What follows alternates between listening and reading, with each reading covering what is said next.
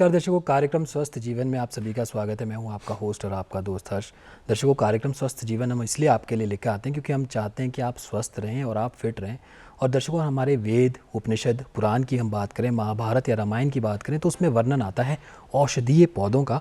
और औषधीय पौधे किस प्रकार से हमारे मनुष्यों के लिए लाभदायक हो सकते हैं, आज हम इस बारे में जानेंगे। और खासकर विलुप्त होते औषधीय पौधों के बारे में हम जानकारी प्राप्त करेंगे और किस प्रकार से हम छोटी छोटी रेमेडीज़ भी जानेंगे जो हमारे एक्सपर्ट हैं हमारे साथ। और आज हमारे साथ स्टूडियो मौजूद है खास मेहमान, मेरे साथ मौजूद है डॉक्टर अभिषेक ठाकुर जो कि हैं मेडिकल ऑफिसर आयुर्वेदा से। और सर, हम आपका इस कार्यक्रम में बहुत बहुत स्वागत करते हैं। धन्यवाद सर, आज हम औषधीय पौधों के बारे में आपसे जानने वाले हैं और ख़ासकर विलुप्त होते औषधीय पौधों के बारे में भी हम आपसे जानेंगे किस प्रकार से हमारे हेल्थ के लिए बेनिफिशियल वो हो सकते हैं।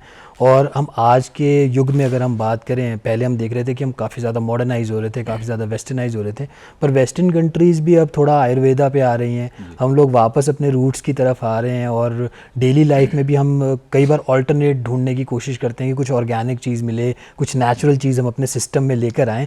तो ये एक नई पहल की जा रही है और बहुत अच्छा है कि हम सब इसका पार्ट हैं। सर, सबसे पहले तो मैं औषधीय पौधों के बारे में आपसे जानना चाहूँगा और ख़ासकर जो विलुप्त हो रहे हैं उसके बारे में। ये जो औषधीय पौधे हैं ये होते क्या हैं और किस प्रकार से ये कार्य करते हैं? जी, मैं आपको ये बताना चाहता हूँ कि देखिए, एक हमारा सौभाग्य है कि हम उस भूमि से हैं, उस देश से हैं जो कि ऋषि मुनियों की जो है वो परंपरागत तौर पे रही है जी। और आदिकाल से ही बहुत सारे जो औषधीय पौधे थे, आज भी उनका प्रयोग जो है वो चिकित्सा दृष्टि से किया जा रहा है। बहुत सारे जो लोग हैं वो ट्रेडिशनली, जिसे हम परंपरागत तरीका जो है वो बोलते हैं, उस तरीके से, या उनको जो है वो कमर्शलाइजेशंस करके, जो आजकल हम आयुर्वेद हॉस्पिटल में जैसे दवाइयाँ खिलाते हैं, तो औषधीय पौधों का जो रूपांतरण है उसको करके हम जो है वो औषधीय जो दवाइयाँ हैं वो हम दे रहे हैं। तो जैसा कि आपने अभी क्वेश्चन किया कि ये औषधीय पौधे होते क्या हैं, बहुत सारे कैटेगराइजेशंस है। कुछ जो है वो औषधीय पौधे होते हैं, कुछ जो है वो आपके दूसरा सुगंधित पौधे होते हैं, कुछ जो है वो ऐसे प्लांट्स होते हैं जो जिनका हम जो है वो मेडिसिन में प्रयोग नहीं करते हैं। तो ये प्लांट 3 कैटेगरीज में रहते हैं। जैसे कि आपका हर्ब है, बहुत छोटे छोटे जो प्लांट होते हैं, शर्ब है, जैसे झाड़ीनुमा जैसे जो प्लांट रहते हैं हमारे, और बहुत बड़े ट्री जैसे देवदार का प्लांट है। तो इतने बड़े बड़े जो प्लांट होते हैं, इनका किसी न किसी रूप में, चाहे उनका जड़ का, उनके तने का, उनकी छाल का, उनके फल का, या उनसे रेजिन जो उनसे एक्सट्रैक्ट निकलता है, या तेल जिससे निकलता है, जैसे देवदार का तेल निकलता है, या कोई और गूगल है, गूगल का जो है वो गम, उसका रेजिन निकलता है, जो एक्सट्रैक्ट उसका निकलता है। यानी कि वो किसी भी उसके पेड़ पौधे के किसी भी अंग को जब हम अपने जो हमारी रोग हैं उनको शमन के लिए, उनको शांति करने के लिए हम किसी न किसी तौर पे खाते हैं, लगाते हैं, तो वो पौधे जो हैं वो उनको हम औषधीय पौधे बोलते हैं। जी सर, आपकी फील्ड ही ये है और आप डील भी कर रहे हैं मेडिसिनल प्लांट्स में। मैं ये जानना चाहूँगा, जब हम औषधीय पौधों की बात करते हैं, चाहे हम विलुप्त होते औषधीय पौधों की भी बात करें, तो सिनोनिमस हो जाता है कि जब हम आयुर्वेदा का नाम लेते हैं या औषधीय पौधों का नाम लेते हैं तो उसी में इसका जिक्र होता है। पर क्या सच में सिर्फ आयुर्वेदा में ही औषधीय पौधों का वर्णन है, या अगर हम बाकी जो ट्रेडिशनल मेडिसिन हैं, चाहे हम होम्योपैथिक की बात करें या फिर जब हम बात करते हैं एलोपैथी की बात करें, उसमें भी कुछ ना कुछ इस प्रकार के औषधीय पौधे आपको मिलते हैं या उनका यूज़ किया जाता है? देखिए, निर्विवादित रूप से ये आशय मैं आपका स्पष्ट करना चाहता हूँ जी कि सबसे पहले जो था वो केवल आयुर्वेद ही था। आदिकाल में सिर्फ आयुर्वेद ही था। फिर आस्ते आस्ते जो है वो अन्य चिकित्सा विधाओं का उससे जन्म हुआ। तो अब क्या होता था कि पहले एग्जाम्पल के तौर पे मैं आपको बताना चाहता हूँ कि जैसे स्क्रीन पे भी हमारे चला है, अगर एक तुलसी है, तुलसी एक औषधीय पौधा है, तो तुलसी का अगर हम किसी भी रूप में उसको लेना चाहते हैं, जैसे उसका अर्क, हम उसका तेल बनाते हैं, उसका अर्क बनाते हैं, या उसका काढ़ा बना के लेते हैं, या उसका चूर्ण बना के लेते हैं, तो आदिकाल में उसको एज इट इज ही प्रयोग कर दिया जाता था। लेकिन बहुत सारे ऐसे प्लांट हैं अब कि जो मॉडर्न टेक्नोलॉजी आ गई है, तो वहाँ से उसको जो बड़ी बड़ी जो प्रयोगशालाएं हैं वहाँ पे उनको सिंथेसाइज किया जाता है और किसी न किसी रूपांतरण करके, टैबलेट है, कैप्सूल फॉर्म में है, किसी न किसी फॉर्म में जो है वो वहाँ से उसको दे दिया जाता है। जी, मतलब जो आयुर्वेदिक है हम उसको प्योरेस्ट या ट्रेडिशनल फॉर्म में हम उसका यूज़ करते हैं। यस, उसको ट्रेडिशनल फॉर्म में हम उसका यूज़ करते हैं। लेकिन ऐसा है कि जो आपने क्वेश्चन पूछा कि ये जितने भी औषधीय पौधे हैं इनका वर्णन आयुर्वेद में ही है, ये बिल्कुल सत्य है। आयुर्वेद के बहुत सारे जो हैं वो हमारे ग्रंथ हैं, निघंटूज हैं, बहुत आदि अनादि काल से हैं, जिनमें कि दुनिया के जितने भी औषध पेड़ पौधे हैं उन सभी का वर्णन उसमें है। जी। तो अब ये अलग है कि अब जो चिकित्सा विधाएं हैं वो भी अलग अलग हो रही हैं, तो जिसको जो ज़रूरत होती है वो वहाँ से वो प्लांट उठा के जो है वो उसका उस पर काम करना चाहता है और वो कर रहे हैं। बिल्कुल, और हम देख रहे हैं कि आयुर्वेदा को फॉलो करते हुए जो हमारी एलोपैथिक ट्रेडिशनल मेडिसिन्स भी होती हैं या फिर होम्योपैथिक मेडिसिन्स भी होती हैं, वो भी कहीं ना कहीं इस प्रकार से प्लांट्स का इस्तेमाल कर रही हैं, जो कि बहुत ही अच्छी बात है। जितना हम नेचुरल मेडिसिन्स या नेचुरल प्लांट्स को अपने सिस्टम में लेके आएंगे उतना ही हमारा स्वास्थ्य अच्छा रहेगा, और हमारे प्रोग्राम का मकसद भी यही है कि आप लोग स्वस्थ रहें। सर, आपने जिक्र किया था औषधीय पौधों के बारे में, आपने कहा कि 3 टाइप के औषधीय पौधे होते हैं। मैं ये जानना चाहूँगा, जब हम हिमाचल की बात करते हैं, चाहे हम अपर हिमाचल की बात करें, लोअर हिमाचल की बात करें, हिमाचल जोग्राफिकली काफ़ी बड़ा है, बहुत सारे ऐसे डिस्ट्रिक्ट्स हैं और बहुत climatic condition, weather condition, soil की कंडीशन भी डिफरेंट है। तो हिमाचल में कहाँ कहाँ पे जो औषधीय पौधे हैं वो पाए जाते हैं, और कौन सी ऐसी जगह हैं जहाँ पे हम उगाते भी हैं इनको? जी देखिए, इसका मैं इस तरह से वर्णन आपको प्रेषित करना चाहूँगा कि जो हमारी भौगोलिक परिस्थिति है और पर्यावरण की जो परिस्थिति है वो हमारे हिमाचल में कैटेगराइज्ड है। जैसे आप अपर हिमाचल में जाएंगे, जैसे हमारा किन्नौर है, लाहौल स्पीति है, या शिमला के अपर डिवीजन से हैं, तो उन क्षेत्रों में जो है वो हमारे अलग प्रकार के औषधीय पौधे होते हैं। और हमारा जो निचला शिवालिक क्षेत्र है, जिसमें कांगड़ा, हमीरपुर, ऊना की लोअर बेल्ट्स जो आती हैं, उसमें कुछ जो है वो हमारे अलग किस्म के पौधे होते हैं। तो ये डिफरेंट है। इसमें मैं एग्जांपल के साथ आपको बताना चाहता हूँ, जैसे अश्वगंधा है, तुलसी है, ये कुछ ऐसे औषधि हैं, सर्पगंधा है, ये गर्म हॉट इन्वायरमेंट एरिया में जो है वो चलते हैं। तो अगर आप इनको कहीं किन्नौर में जाकर अगर इनको प्रतिरोपित करने की कोशिश करेंगे तो वो उस बर्फ वाले इन्वायरमेंट में, कोल्ड इन्वायरमेंट में नहीं हो पाते हैं। वैसे ही हमारे अपर एरिया में जो है वो बहुत सारे मेडिसिनल प्लांट हैं, जैसे अतीस है, कटुकी है, बत्सनाभ है, ये बहुत ही एंडेंजर्ड स्पीसीज हैं। ये ऐसी स्पीसीज हैं जो कि अब जो है वो विलुप्त होने की कगार पे हैं, और ये अपर हिमाचल में जो है वो रहती हैं। तो इस प्रकार से भौगोलिक और पर्यावरण की जो स्थिति है उस पर इनका कैटेगराइजेशन हमेशा रहता है। जी, मतलब हिमाचल में काफ़ी ऐसे औषधीय पौधे हैं जो काफ़ी नेटिव हैं और कुछ इंडेंजर्ड भी हैं, पर हिमालयाज़ में वो काफ़ी पाए जाते हैं। सर, मैं ये जानना चाहूँगा, जब हम खाना खाने बैठते हैं, जो हमारी नॉर्मल खाने की थाली होती है, क्या उसमें भी कोई ऐसे इंग्रेडिएंट्स होते हैं जो थोड़े औषधीय होते हैं? बिल्कुल, आपका सबसे बड़ा जो आपका औषधीय जो हॉस्पिटल मैं जिसे कहूँगा, एक आतुरालय जिसे मैं कहूँगा, वो आपका अपना रसोई घर है। आप तड़का से स्टार्ट कर लीजिए और चपाती तक जो जितना भी मटेरियल है ये सारे का सारा जो है वो औषधीय रूप में है। जब हम आयुर्वेद की बात करते हैं तो अगर आप एक चपाती बनाते हैं तो वहाँ पे गंधम के नाम से, गेहूं के नाम से जो है वो उसका शास्त्रोक्त वर्णन है, तो वहाँ पे उसको एक औषधीय के तौर पे डिस्क्राइब किया गया है। आप हल्दी डालते हैं, सबसे बड़ी आजकल इतना बड़ा इसका मार्केट है कि इसको एंटी कैंसरस के तौर पे जो है वो प्रस्तुत किया जा रहा है। तो प्रस्तुत तो अब किया जा रहा है, लेकिन ये अनादिकाल से हमारे ऋषि मुनियों ने इसे तो प्रमाणिकता उसी समय से कर दिया था कि एंटी माइक्रोवियल है, एंटी फंगल है और ये कैंसर रोधी है, ये उसमें लिख दिया था। तो कहीं ना कहीं जो है आपका किचन सबसे बेस्ट जो है वो आपका औषधीय स्रोत का जो है वो एक भरपूर खजाना है। जी, पहला जो हमारा हॉस्पिटल है या पहली जो हमारी डिस्पेंसरी है वो हमारी किचन है। और डॉक्टर साहब बता भी रहे हैं कि आपकी किचन में बहुत सारी ऐसी चीज़ें होती हैं जिनको आप अगर आप यूज़ करेंगे तो आप बिल्कुल स्वस्थ रहेंगे, बिल्कुल निरोगी रहेंगे। और सर, हमारी तो जो संस्कृति है, हमारा कल्चर, उसमें तो कहते हैं कि जो पहला सुख होता है वो निरोगी काया होता है।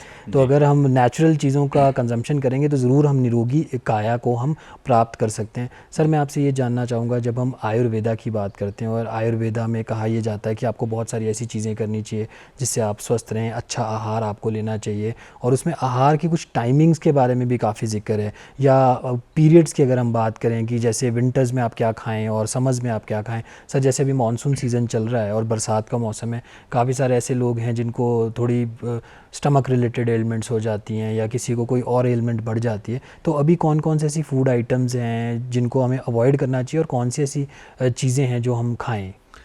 जी, आपने जैसे कहा कि आयुर्वेद में सब कुछ वर्णित है, तो मैं इसको संक्षिप्त रूप में आपको बताना चाहूँगा कि आहार और विहार ये दो चीज़ें हैं जिन पे हमारा स्वास्थ्य जो है वो निर्भर है। तो आजकल वर्षा ऋतु चली है और हमारे शास्त्रों में भी जो है वो वर्षा ऋतु का विस्तार पूर्वक जो है वो वर्णन है। तो वर्षा ऋतु में होता क्या है कि हमारी जो डाइजेस्टिव फायर होती है, जो हमारी कायाग्नि होती है, खाने की जो जिसे हम एंजाइम कहते हैं बॉडी में, वो सेक्रेट होना कम हो जाते हैं।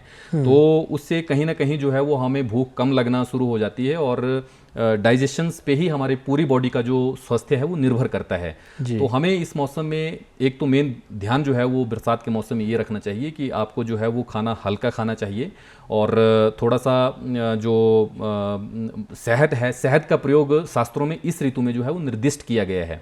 जी। और खाने की टाइमिंग का आपने बहुत अच्छा जो है वो क्वेश्चन किया है, तो मैं उसमें संक्षिप्त रूप में आपको ये भी बताना चाहूँगा कि जब भी आप सुबह उठते हैं तो सूर्य उदय के 1 घंटे तक आपका ब्रेकफास्ट कंप्लीट हो जाना चाहिए एज पर शास्त्रोक्त जो है।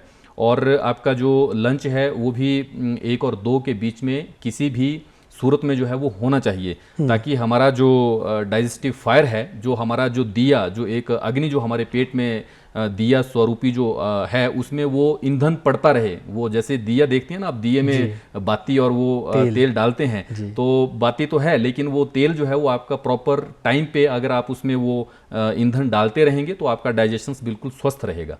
और शास्त्रों में तो विधान है और बहुत सारे हमारी भारतीय सनातन जो संस्कृति है, परंपरा का निर्वहन करते हुए ऐसे योगी हैं और ऐसे भोगी भी हैं।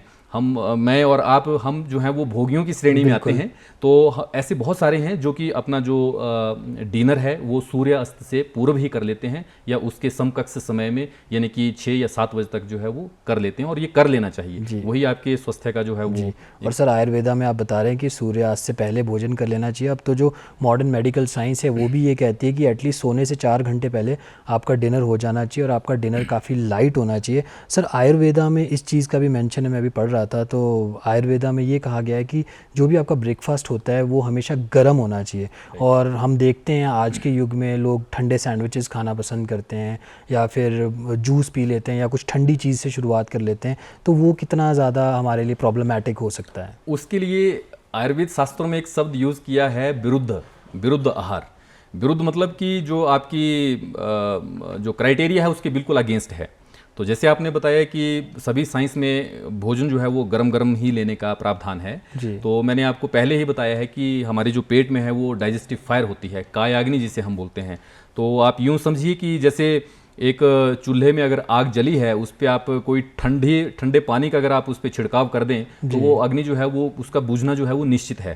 तो इसलिए वही इसमें सिस्टम जो है वो रहता है। इसलिए गरम गरम अगर आप खाना खाएंगे, इतना गरम भी नहीं, यानी कि थोड़ा सा हल्का सा गर्म आप खाना लेते हैं तो वो कहीं ना कहीं जो है वो पचने में सहायता करता है, सुपाच्य हो जाता है। जी सर, आज हम औषधीय पौधों के बारे में बात कर रहे हैं और जब हम विलुप्त होते औषधीय पौधों की हम बात करते हैं तो बहुत ही गंभीर मुद्दा भी है ये है। और जब हम कुछ वैरायटीज़ की बात करते हैं जो इंडिजिनस हैं, खासकर हम हिमालयन रेंज की बात करें, हिमाचल की बात करें, क्या रीज़न है कि जो ये वैरायटीज़ हैं ये विलुप्त होने की कगार पे हैं और कैसे हम इसको प्रिजर्व या इसका संरक्षण कर सकते हैं? सबसे महत्वपूर्ण क्वेश्चन आपका है कि ये विलुप्त क्यों हो रही हैं। इसके बहुत सारे रीज़न हैं। एक रीज़न इसका ये है कि औषधियों का जो जहाँ से दोहन होता है, जैसे मान लो मूल स्रोत जो है वो हम हिमाचल प्रदेश के किसी रोहड़ू क्षेत्र से हम औषधि का संग्रहण कर रहे हैं, तो बदले में हमें जो है वो वहाँ पे वो औषधियाँ लगानी भी हैं। तो होता क्या है कि लोग वहाँ से संग्रहित उसको करते रहते हैं और मार्केट में आगे बेचते रहते हैं। तो वहाँ पे औषधियों का वो साइकिल पूरी तरह से ना होने की वजह से एक तो वो औषधि विलुप्त हो जाएगी। दूसरा इसका रीज़न है कि बहुत सारे लोगों को जो है वो औषधि की नॉलेज नहीं होती है।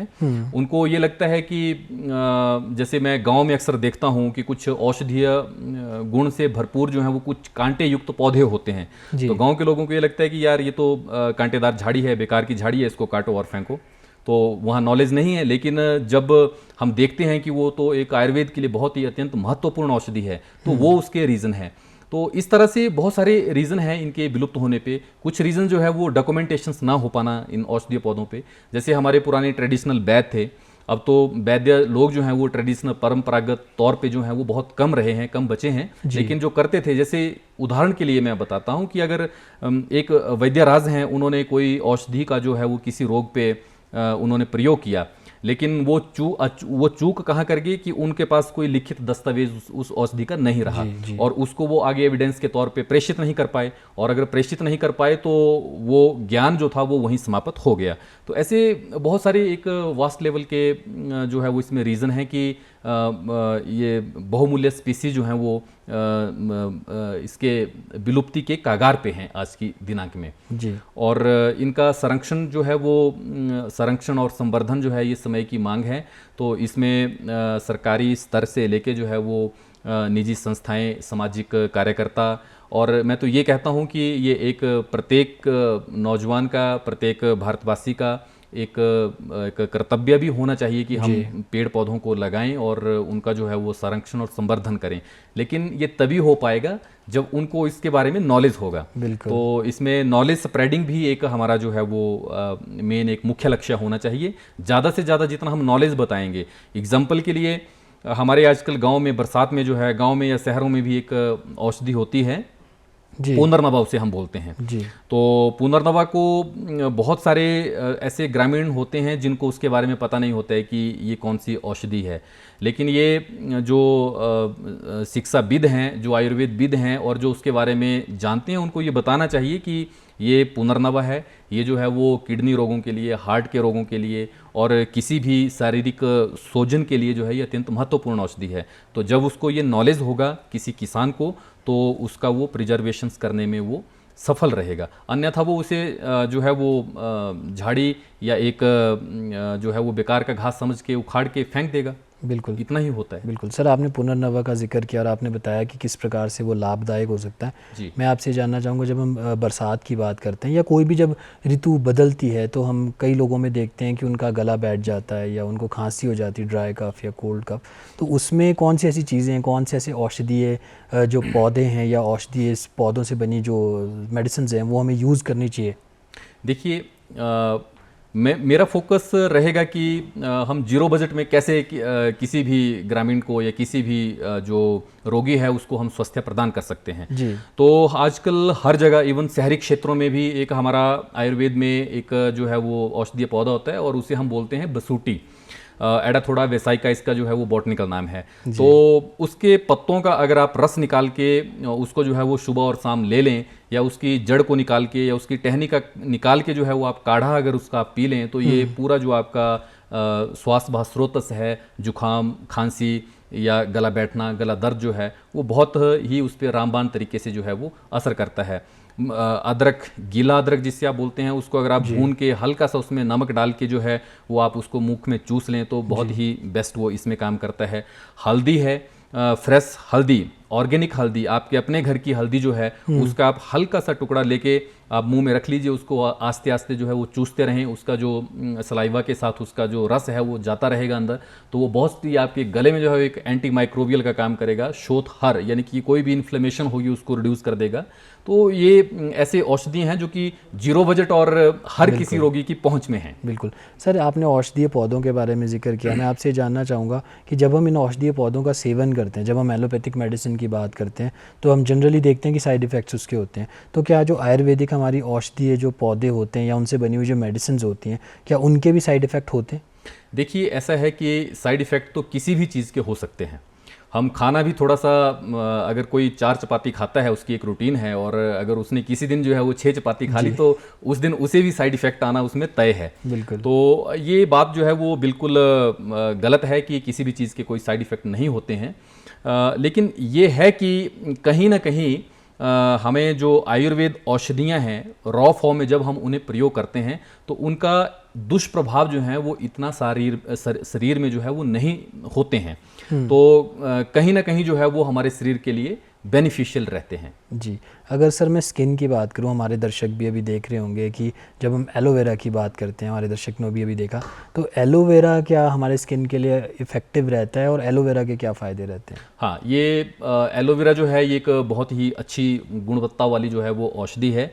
ये स्किन ही नहीं, आपके पेट के लिए भी, आपके लीवर के लिए भी, और हमारी जो माताएं हैं, बहनें हैं, स्त्री रोगों में बहुत अच्छा ये काम करती है। तो स्किन की आपने जिक्र किया तो मैं स्किन पे फोकस करूंगा। स्किन के लिए जो है वो इसका जो एलोवेरा का जो पल्प होता है, इसको बीच में से काट के जो अंदर स्लाइमी सा जो मटेरियल रहता है उसको आप अपनी डायरेक्ट एप्लीकेशन अगर आप स्किन पे लगाएं तो वो नेचुरल, नैसर्गिक और एक बिल्कुल विशुद्ध तरीके से जो है वो फेशियल आपका हो जाएगा, क्रीम आपकी बन जाएगी। और जितने भी आपकी क्रीम जो हैं वो मार्केट में अवेलेबल होती हैं उसमें तो सब में प्रिजर्वेटिव रहता ही रहता है जी। तो अगर आपके घर में आप एलोवेरा लगाएंगे तो उससे तो आपको देखिए दो फायदे होने आपको निश्चित हैं। एक जो है वो आपका पर्यावरण सुरक्षित रहेगा, आपके घर की शोभा बढ़ेगी, क्योंकि एक बहुत अच्छा प्लांट रहता है ये। और आप डेली इसको जो है वो काट के अपने स्किन पे अप्लाई कर सकते हैं, तो स्किन से इसको जो है वो कांति मिलेगी, ग्लो आएगा। पिंपल्स के लिए नौजवान युवाओं में, युवतियों में रहता है तो वो इसे डेली अप्लाई कर सकते हैं। ये बहुत अच्छा जो है वो मेडिसिन है जी। और आप जूस की तरह भी पी सकते हैं, बहुत जूस सारे की तरह लोग इसको आप पी सकते हैं। इवन अब जैसे बहुत सारे हमारे नौजवान साथी हैं जो एक वाइट कॉलर जॉब करना चाहते हैं, तो मैं देख रहा था कहीं किसी एक प्लेटफॉर्म पे कि शहरी क्षेत्रों में लोगों ने जो है वो इसका जूस निकाल कर एक कमर्शलाइजेशन के तौर पे जो है वो बिजनेस शुरू किया है। तो वो बहुत अच्छा है, एक हेल्दी एक एस्पेक्ट से हमें उसे देखना चाहिए। सर आपने बिज़नेस का जिक्र किया, तो मैं ये जानना चाहूँगा कि जो औषधीय पौधे हैं जो यूज़ में आ भी रहे हैं, और हम देख रहे हैं कि जो हमारा जो कंज्यूमर बेस्ड जो मार्केट है, एलोवेरा की हम बात करें, एलोवेरा बहुत ज़्यादा कमर्शियली यूज़ हो रहा है, तो ये जो औषधीय पौधे हैं क्या इनको उगा के हम आजीविका भी प्राप्त कर सकते हैं? बिल्कुल सर, आप कर सकते हैं। आजीविका अर्जन जो है औषधीय पौधों से आर्थिकी सुदृढ़ करना, ये जो है वो हमारा फोकस रहना चाहिए। मैं एक तथ्य आपको प्रेषित करना चाहता हूँ। एक WHO की एक रिपोर्ट है कि बाय द टाइम ऑफ आपका 2050 में $15 बिलियन जो है वो इनकी रॉ हर्ब्स की सप्लाई की खपत रहने वाली है। तो आप देखिए कि इतनी अधिक जो है वो खपत इसकी रहने वाली है, तो आप कहीं ना कहीं समझ सकते हैं कि ये रॉ हर्ब्स आएगा कहाँ से। जी। तो उसके लिए इसकी जो है वो व्यावसायिक खेती अगर हम करें और हमारे किसान बंधु करें तो उससे जो है वो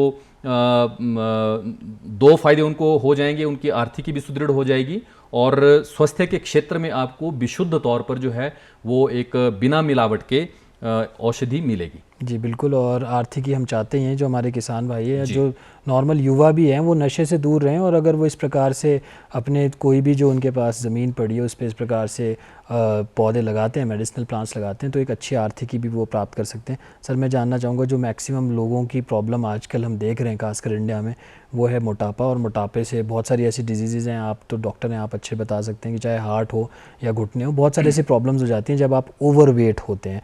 तो मोटापे को कम करने के लिए भी कोई इस प्रकार की मेडिसिनल प्लांट या मेडिसिनल प्लांट्स बेस्ड मेडिसिन है? हाँ देखिए, मोटापा जो है वो एक अक्सर आम एक बीमारी के तौर पर जो है वो उभर के सामने आ रहा है। और इसमें लोग जो हैं वो एक आलसी आहार और विहार को अपनाने की वजह से जो है वो मैं कह सकता हूँ कि इसमें जो है वो ये हो रहा है। तो ऐसी बहुत सारी मेडिसिन हैं जो कि आपके इसमें मोटापे पे जो है वो काम करती हैं। तो उसमें से जो है वो हमारे अभी ये भी एक ऐसा औषधीय पौधा है जो कि विलुप्त होने के कगार पे है, और इसको हम कशमल बोलते हैं। जी। बेरवरिस और बचपन में हम काफ़ी खाते भी थे सर उसका। हाँ, हमने भी खाया है उसका। तो ये ऐसे प्लांट हैं, उसका जो एक्सट्रैक्ट है उससे रसौंत भी बनती है, तो उसका भी हम इसमें जो है वो प्रयोग कर सकते हैं। हल्दी हमारा इसमें काम करता है। अदरक जो है ड्राई फॉर्म में और इस फॉर्म में हमारा इसमें काम करता है। मग जो है, मग एक औषधीय पौधा है, उसमें छोटी छोटी जो है वो काली काली लंबी लंबी एक फ्रूट्स उसमें लगते हैं, वो उसमें हमारे मोटापे में काम करता है। आपका जो मिर्च है, काली मिर्च है, वो इसमें काम करता है। तो ये कुछ ऐसे औषधीय पौधे हैं जो हमारे इस पे मोटापे पे काम करते हैं। लेकिन एक मैं सुझाव दर्शकों को ये देना चाहता हूँ कि जब भी आप इन मेडिसिनल जो द्रव्य हैं इनका आप प्रयोग करें तो आप किसी भी एक कुशल वैद्यराज से आप संपर्क जरूर करें, क्योंकि अपने सेल्फ मेडिकेशंस आप ना करें, क्योंकि वो सेहत के लिए अच्छा नहीं रहता है, चाहे आयुर्वेद हो या कोई भी चिकित्सा विधा हो। जी सर, अगर हम बालों की बात करें तो हेयर फॉल हम देख रहे हैं कि बहुत छोटी छोटी उम्र के लोगों को भी हेयर फॉल हो रहा है, और एक बार जब आपका हेयर फॉल हो जाता है तो कहा ही जाता है कि ये रिवर्सिबल नहीं है, आपको हेयर ट्रांसप्लांट कराना पड़ेगा और आपको ऐसी कुछ महंगी महंगी चीज़ों का इस्तेमाल करना पड़ेगा अपने बालों को वापस लाने के लिए। तो आयुर्वेदा में कोई इस प्रकार से भी कोई मेडिसिनल प्लांट का जिक्र है जो हेयर फॉलिंग भी रोके और वापस हेयर रीग्रोथ भी करे? जी है। भृंगराज एक औषधीय पौधा है, और जिसे यहाँ बिलासपुरी भाषा, बिलासपुर में, मैं बिलासपुर से हूँ तो बिलासपुरी भाषा का जिक्र आया, और बाकी भी जगह इसको जो है वो भांगरा लोकल नाम से जानते हैं। मैं इसलिए फोकस करता हूँ क्योंकि जब भी हम औषधीय पौधों को स्थानीय नाम से जानते हैं तो किसी भी व्यक्ति के लिए जो है उसको जानना पहचानना जो है वो बहुत ईजी हो जाता है। तो भृंगराज जो है वो एक ऐसा औषधीय पौधा है जो आजकल बरसात के मौसम में हर जगह कीचड़ के किनारे या नदी नाले के किनारे, गंदी नालियों के किनारे जो है वो बहुत भारी मात्रा में ये उगा होता है। वाइट सा इसमें जो है वो फ्लावर रहता है। तो उसको निकाल कर उसको सुखा के उसका चूर्ण भी कंजप्शन किया जा सकता है। उसको तेल में मिला के जो है वो बालों पे अप्लाई भी किया जा सकता है, उसका लेप भी किया जा सकता है। तो ये सबसे बेस्ट जो है वो द्रव्य है। इसके साथ आपका आंवला है, आंवले का चूर्ण जो है वो आप खाने से भी और सिर पे लगाने से भी, दोनों ही पहलुओं में जो है ये हमारे इसके हेयर डिसऑर्डर्स में जो है वो हेल्प करता है। जी, और आपने रिजल्ट्स काफ़ी देखे हैं सर इसके? हाँ, रिजल्ट हैं इसके, निस्संदेह रिजल्ट हैं। जब आप प्राकृतिक तौर पर, नैसर्गिक तौर पर और विशुद्ध मात्रा में किसी भी द्रव्य को लेते हैं तो इसके रिजल्ट आते हैं। जी सर, हार्ट डिजीज़ की अगर हम बात करें, हृदय से संबंधित रोगों की अगर हम बात करें, तो उसके लिए क्या कोई रामबाण इलाज है जिससे कि लोगों को हृदय से रिलेटेड प्रॉब्लम्स ना हो? सर्वमान्य एक रामबाण इलाज है, और इवन जितने भी पैथीज हैं वो सभी पैथीज के लोग अब इस पे एग्री होते हैं। अर्जुन का एक पेड़ है जो हमारे यहाँ हिमाचल में जो लोअर क्लाइमेट जोन है, शिवालिक रेंज है, उसमें यहाँ पे होता है। और अर्जुन के जो छाल होती है, मूल की छाल होती है, उसका जो त्वक बोलते हैं हम, उसका जो बाहर की चमड़ी होती है, छाल उसका चूर्ण बना के जो है वो नित्य उसका सेवन किया जाए किसी भी वैद्यराज की सलाह से, तो हृदय रोग में वो निसंदेह जो है वो सबसे अच्छा कार्य करता है। और ये बहुत अच्छा कार्य करता है। हृदय रोगों में दूसरे जो हैं, जैसे कोलेस्ट्रॉल का बढ़ जाना, उसमें हमारा लहसुन बहुत अच्छा काम करता है। तो कोलेस्ट्रॉल एक स्क्रैपिंग एजेंट, लेखन कार्य करता है। तो लहसुन का जो है वो आप अभी आपने जिक्र किया कि रसोई घर में आप अगेन जो है वो उसमें, तो वो एक कोलेस्ट्रॉल को कम करने के लिए सबसे बेहतरीन एजेंट है। जी, और ऐसी छोटी छोटी चीज़ें जब हम कर सकते हैं तो अपने स्वास्थ्य को हम बेहतर भी कर सकते हैं और बीमारियों से दूर भी अपने आप को रख सकते हैं। और स्वस्थ जीवन कार्यक्रम का हमारा यही उद्देश्य रहता है कि आप बीमारियों से दूर रहें और बिल्कुल स्वस्थ रहें। डॉक्टर साहब, आप हमारे कार्यक्रम स्वस्थ जीवन में आए और औषधीय पौधे और विलुप्त होते औषधीय पौधों के बारे में आपने इतनी महत्वपूर्ण जानकारी दी, उसके लिए बहुत बहुत शुक्रिया। शुक्रिया। तो दर्शकों, आज के स्वस्थ जीवन कार्यक्रम में बस इतना ही। अब मुझे दीजिए इजाज़त। नमस्कार।